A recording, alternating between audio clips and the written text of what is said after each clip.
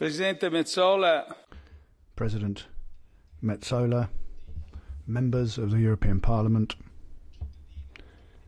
citizens.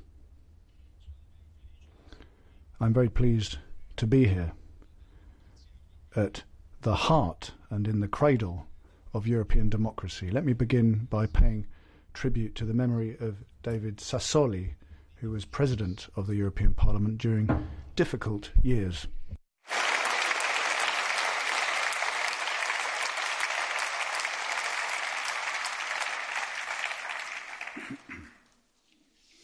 Durante la pandemia, il Parlamento.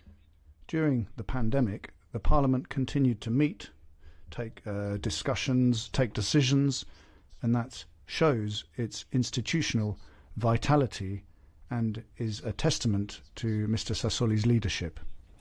He never stopped working towards a new project of hope, as he called it in his last speech to the European Council. He worked for a Europe that innovates, protects and enlightens, and this vision of Europe is today more necessary than ever before. I'd like to thank President Metsola and all of you for your contribution in moving forward this idea every day. The war in Ukraine means that Europe is facing one of the greatest crises in its history. It's a security, humanitarian, energy and economic crisis all rolled into one. Our countries are still dealing, in addition, with the consequences of the greatest health crisis we've had in the last 100 years. The European response to the pandemic was an effective and brave one. Scientific research enabled us in an unprecedentedly fast manner to develop vaccines that prevented contagion and reduced the severity of the disease. We organised the most impressive vaccination campaign of recent history, which has enabled us to save lives, put children back into school and relaunch our economies. We adopted Next Generation EU, the first major European reconstruction project, funded through a contribution made by everyone to deal with the specific requirements of every member state individually. This determination and readiness to act, this spirit of solidarity, they need to be the things that guide us in the challenges we now face. The institutions that our predecessors have built over decades have served European citizens well, but they're inadequate for the situation that arises today. The pandemic and the war have meant that European institutions have had to take on unprecedented levels of responsibility. The geopolitical situation is changing rapidly, and we have to move and move fast. We need to ensure that managing the crises that we're living through don't lead us back to our starting point. We need to move to a fairer and more sustainable economic and social model. We need pragmatic federalism, which embraces all areas struck by the current changes: the economy, energy policy, security policy. I mentioned pragmatic federalism, but I should also add that our European values of peace, solidarity and humanity need to be defended now more than ever. Now more than ever, it is difficult for individual states to defend these values, and it will continue to be more and more difficult. We need pragmatic federalism, yes, but we also need a perfect federalism. This is the start of a path that will lead to treaty revision, and if that's going to be the case, we should embrace it.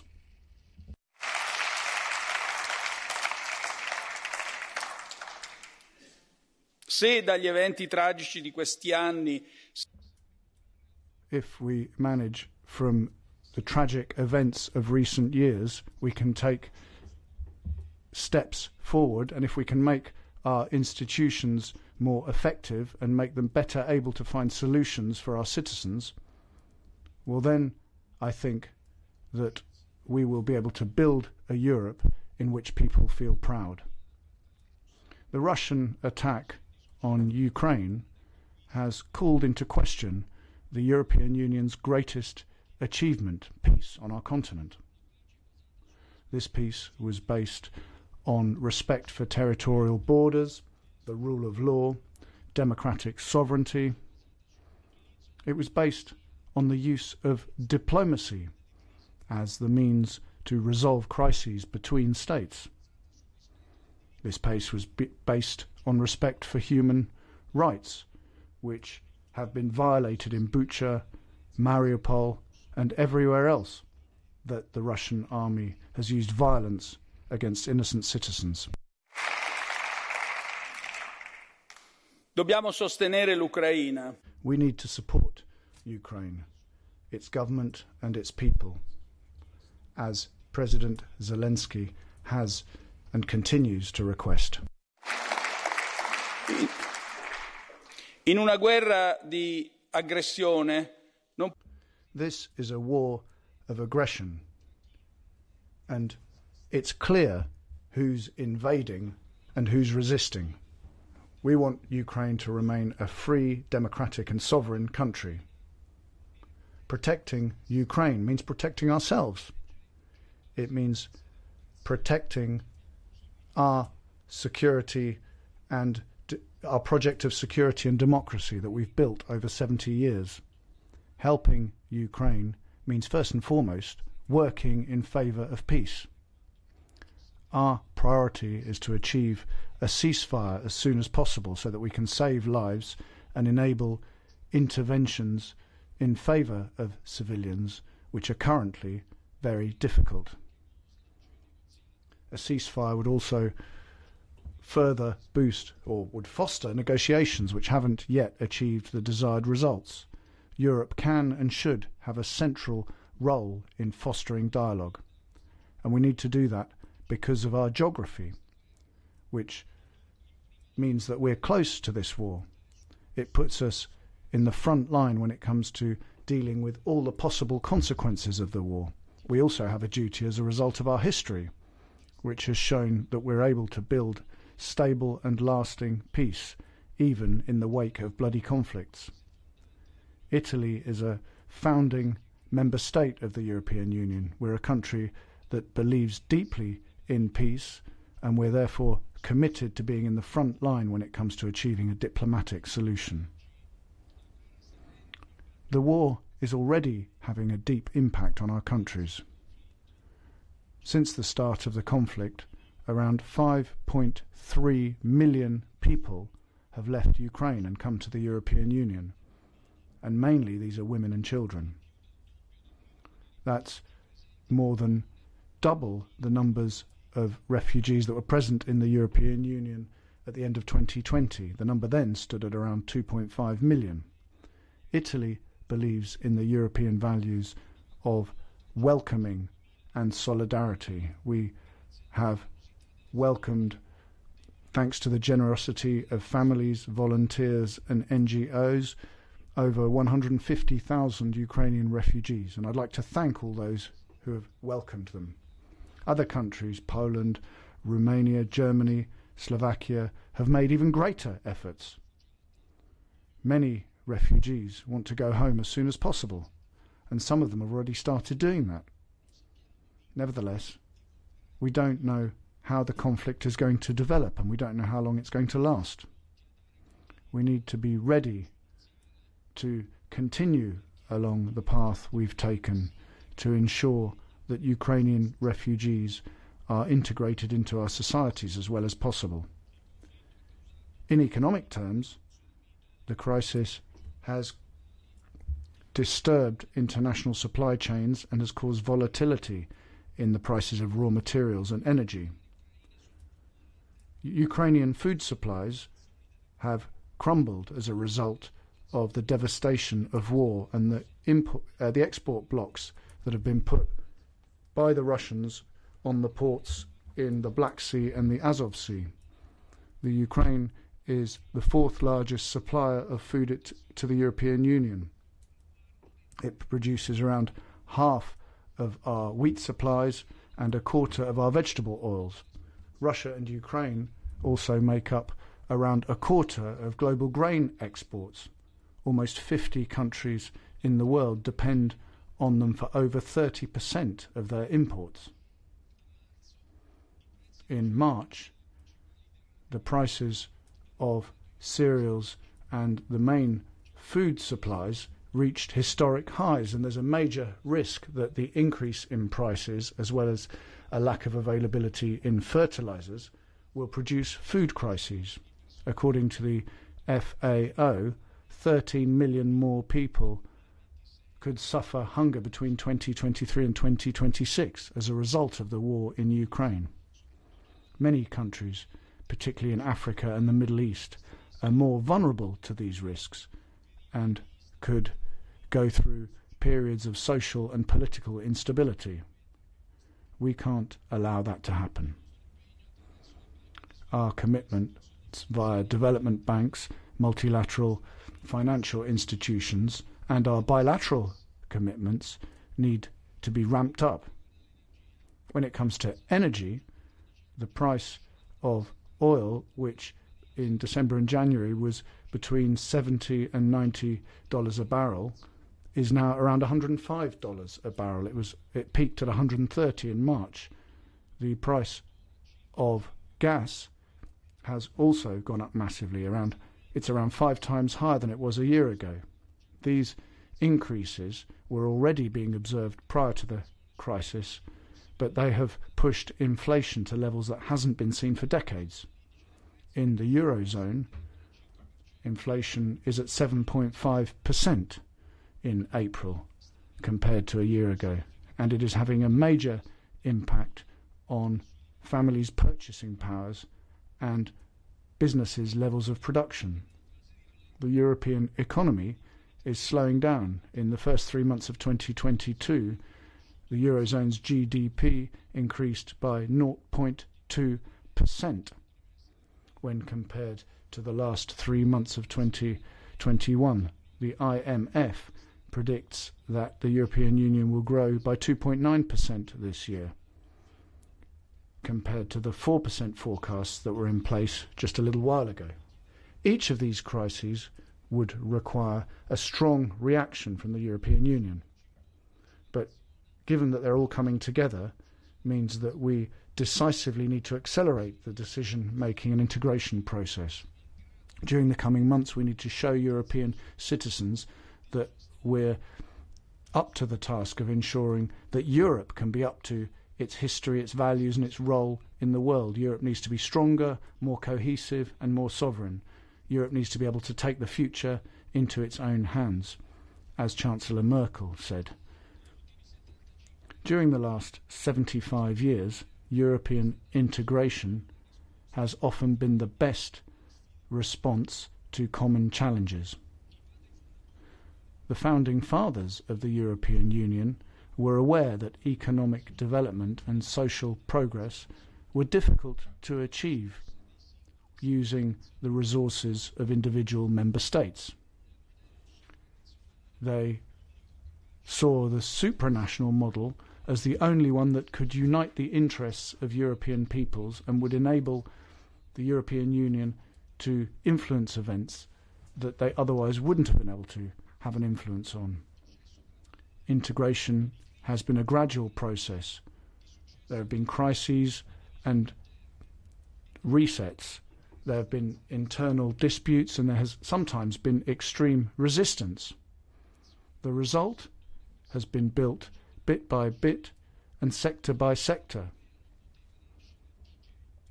The European Union couldn't be built as an ideal city, as Robert Schuman said. After the Second World War, Europe responded with the first institution for economic cooperation. They restored trade using these institutions, and then you had the European Coal and Steel Community, which did away with customs duties and other barriers which stopped these goods flowing freely. Then in 1956 we had the Suez Crisis, and this further sped up the process towards the Treaty of Rome. The Bretton Woods system collapsed in 1971, and when that happened, European countries reacted by creating the European snake and then the European monetary system. Then there was growing scepticism in the 1980s, and the response was a series of targeted interventions proposed by the Delors Commission, and then there was the Single European Act in 1986 at the end of the Soviet Union, and the reunification of Germany. Europe followed up with the signing of the Maastricht Treaty and the creation of monetary union, and then enlarged eastwards. The Eurozone crisis around a decade ago led to a boosting and a modernisation of our economic institutions, first and foremost among them the European Central Bank. The pandemic, as I mentioned earlier, brought us together again and led to the creation of Next Generation EU. As you can see, this has been a long path of integration and has changed our lives for the better, because it's given us peace, prosperity, and a social model which we can be proud of. The single market hasn't only led to the relaunching of the European economy at a difficult time, but has led to protection for consumers and workers and forms of social welfare that are unique in the world. We've built democratic institutions that are common to all of us, such as this Parliament. And here we can achieve shared decisions and ensure that fundamental rights are respected. We have made the European Union an area that is not only economic, but an area that defends rights and human dignity. And this is a heritage that we cannot throw away. Now it is time to move forward further on this path. On the 9th of May, the Conference on the Future of Europe will conclude, and the final results suggest that we need to be ambitious. We want to be in the front line of designing this new Europe. The geopolitical situation has suddenly become much more uncertain and more dangerous, and we need to deal with economic and social emergencies and guarantee the safety of our citizens. Investments in defence need to be carried out with a view to improving our collective capacities as a European Union and NATO. The last European Council took an important decision when it adopted the strategic compass that needs to be rapidly implemented. We need to go further than these initial steps, however, and build effective coordination between defence systems. Our expenditure on security is around 3 times Russian expenditure, but there are many, many different systems which this expenditure is spread across. This is inefficient and is an obstacle to the construction of genuine European defence. Strategic autonomy in defence requires first and foremost greater efficiency when it comes to defence spending in Europe. We need to hold a conference to rationalise and optimise our defence spending and investment. In addition, the construction of a common defence system needs to be accompanied by a single foreign policy and effective decision-making mechanisms. We need to get over the principle of unanimity.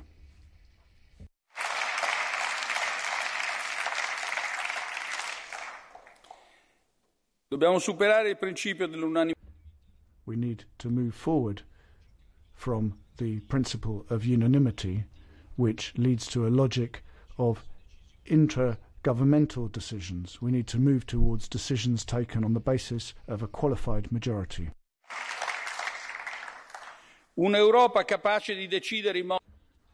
A Europe which is capable of taking rapid decisions is a Europe that is more credible vis-à-vis its citizens and the rest of the world.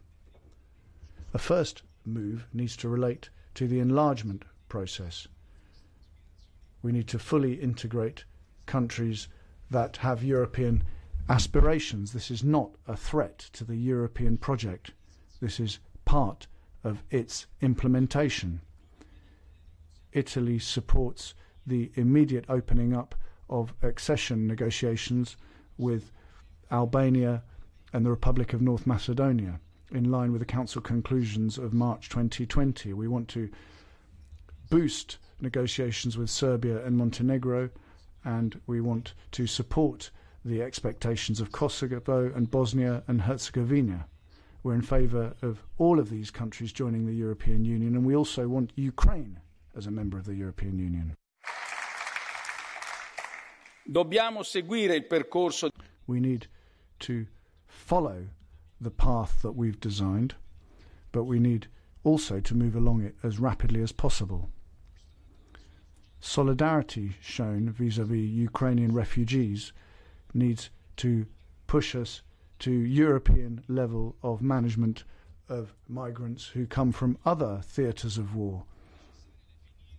In general, we need to establish an effective European mechanism to manage migration flows, which goes further than the Treaty of Dublin.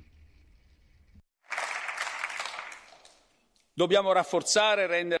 We need to boost repatriation agreements and ensure that they're effective, but we also need to boost legal channels for migration to the European Union. In particolare, In particular, we need to pay more attention to the Mediterranean, given its strategic location as a bridge towards Africa and the Middle East. We can't see the Mediterranean simply as a border area where we need to put up barriers.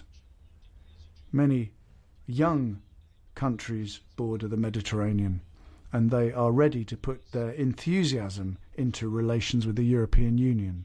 We need to build genuine partnerships with these countries, not only economic but also political and social in nature. The Mediterranean needs to be an area of peace, prosperity and progress. Energy policy is an area in which Mediterranean countries can and should play a key role for the future of Europe. Europe faces a profound geopolitical reorientation, which will shift our strategic axis towards the south. War in Ukraine has shown how vulnerable many of our countries are and how dependent on Moscow. Italy is one of the most exposed member states. Around 40% of the natural gas that we import comes from Russia. We don't have coal, we don't have nuclear power. We barely have any oil either. Given this dependency, we find ourselves vulnerable, and this is dangerous in geopolitical terms. Italy intends to take every measure necessary to defend our security and European security. We've supported the sanctions that the European Union has levied on Russia, including those on the energy sector, and we will continue to do that with the same determination in the future.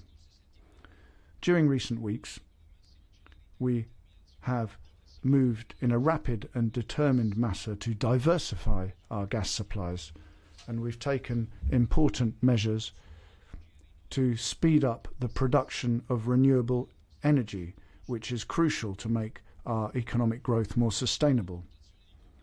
Reducing our Russian imports of fossil fuels mean that it's inevitable for Europe to look to the Mediterranean to satisfy its energy requirements. I'm referring to gas fields because gas can be a transition fuel, But I'm also referring to the massive opportunities offered by renewables in Africa and the Middle East. The countries of Southern Europe, and Italy in particular, have a strategic location when it comes to this energy. We can act as a bridge towards Northern European countries. This central position will depend on the investments that we can make. At the same time, we need to find solutions to protect families and businesses from increased energy costs.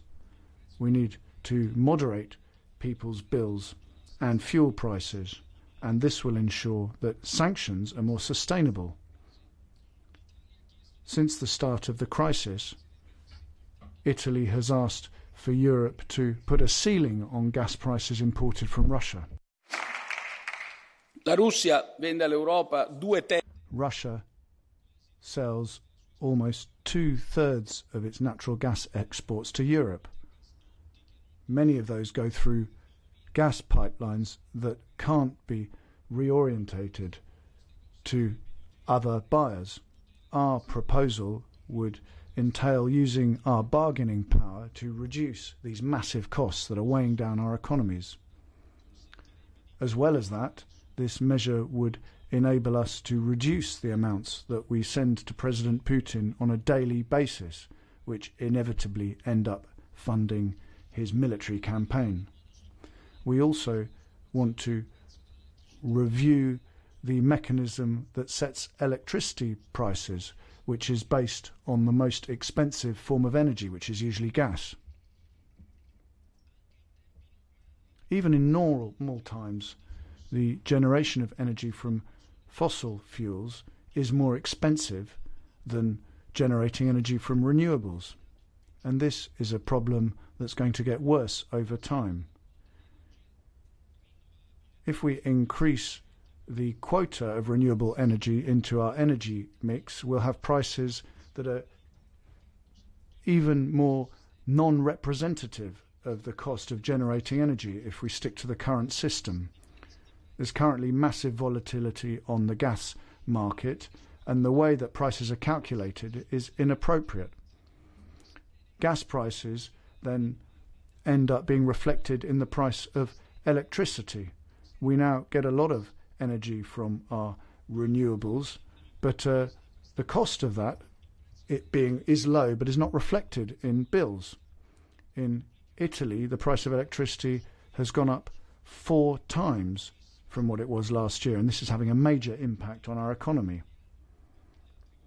The Italian government and other governments have reacted to protect businesses and families, particularly those that are the most vulnerable.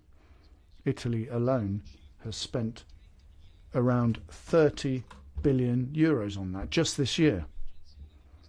Managing this has many limits, however.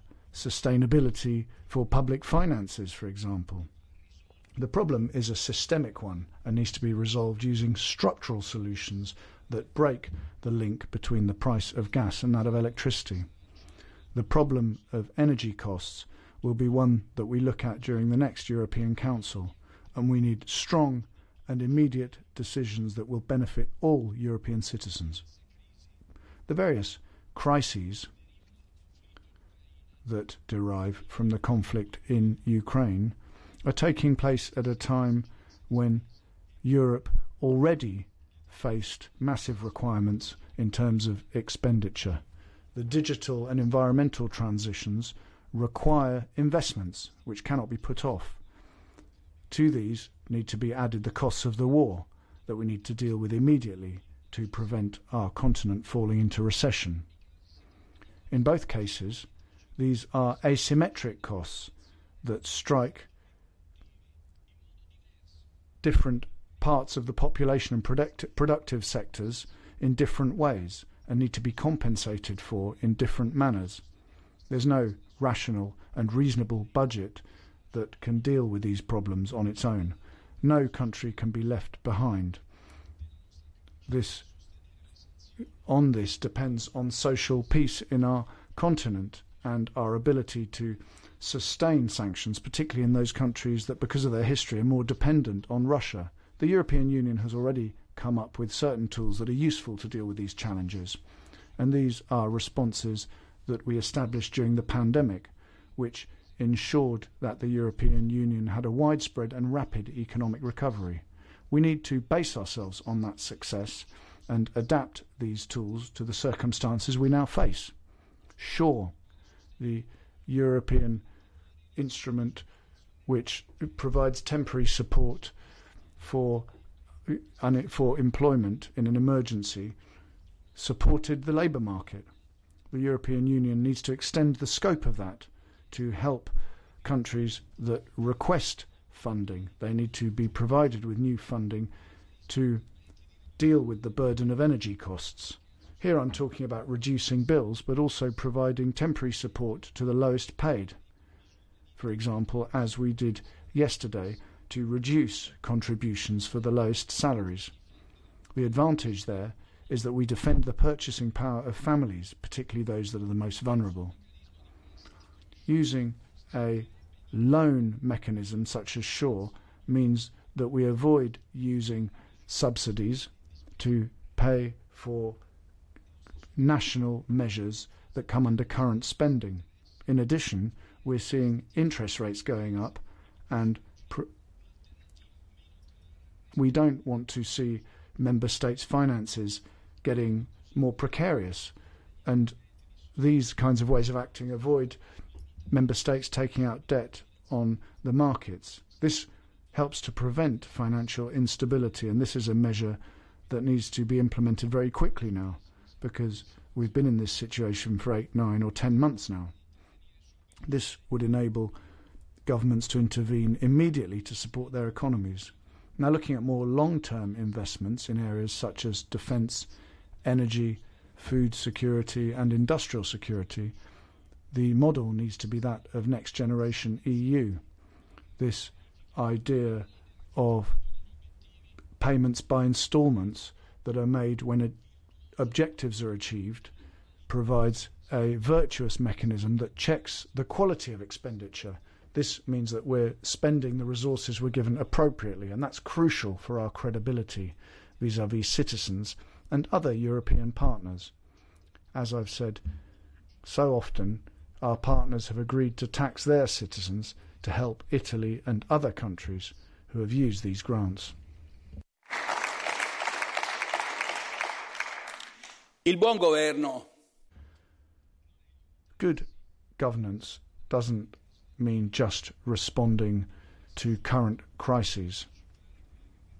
We also need to move fast to anticipate those in the future. The founding fathers showed us how to make democracy in our continent effective in its transformations. European integration is the best tool we have to deal with these challenges with which we're faced. Today, like at every decisive point during the post-war period, we need determination, vision, but above all, unity. I'm sure that we will find these qualities again together. Thank you. Yes.